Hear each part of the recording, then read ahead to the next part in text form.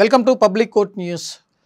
రాజకీయ నాయకులు సినిమాల్లోకి వస్తే ఎలా ఉంటుంది? సినిమాల్లో పనిచేసిన హీరోలు కావచ్చు, సైడ్ క్యారెక్టర్స్ కావచ్చు, మరెవరైనా కావచ్చు, రాజకీయాల్లోకి వచ్చిన సందర్భాలు మనం చూసాము. తాజాగా ఒక రాజకీయ నాయకుడు తన రాజకీయాల నుండి సినిమా రంగంలో ప్రవేశించి ప్రేక్షకుల ముందుకు హీరోగా దర్శనం ఇవ్వనున్నారు. అదే ఇండియా ఫైల్స్.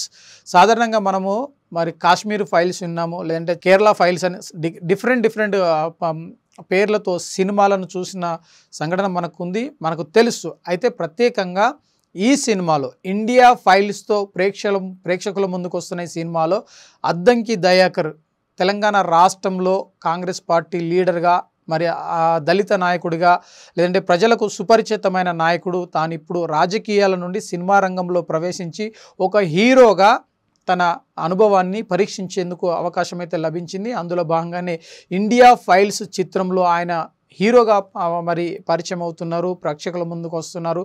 ఒకవైపు రాజకీయాల్లో తన వాక్ చాతుర్యంతో ప్రతిపక్షాలను ఎదిరించిన ఘనత ఆయనకు ఉంది. అంతేకాకుండా తను ఒక దళిత వర్గం నుండి వచ్చాను, లేదంటే తనకంటూ ఒక ప్రత్యేకతను సంపాదించుకున్నాడు, లేదంటే ప్రజల మధ్యలో ఉన్నాడు, ప్రజల సమస్యల కోసం పోరాటం చేసిన నేతగా గుర్తింపు ఉంది. అయితే తాజాగా ఇండియా ఫైల్స్ చిత్రం ద్వారా ప్రేక్షకుల ముందుకు ఒక హీరోగా పరిచయం కానున్నాడు. ఆయన రాజకీయంగా అనుభవం ఉంది, కానీ సినిమాలో మాత్రం తొలిసారిగా ప్రజల మధ్యకు వస్తున్నాడు, లేదంటే ప్రేక్షకుల ముందుకు వస్తున్నారు. కాబట్టి ఈ సినిమాను ప్రేక్షకులు ఏ విధంగా ఆదరిస్తారని మాత్రం ఒక క్వశ్చన్ మార్క్ ఉంది. అందులో భాగంగానే బొమ్మకు మురళి అని చెప్పి అందరికీ తెలిసిన సుపరిచితమైన నిర్మాత ఈ సినిమాను నిర్మించడం జరిగింది. అందులో భాగంగానే ఆయన దయాకర్ను ఎన్నుకొని ఒక హీరోగా పరిచయం చేస్తున్నారు. గతంలో రాజ్యాంగం పైన ఆయన తీసిన చిత్రము ఎంతగానో అలరించింది, అనేక సమస్యలను కూడా ఒడిదుడుకులను ఎదుర్కొన్నాడు.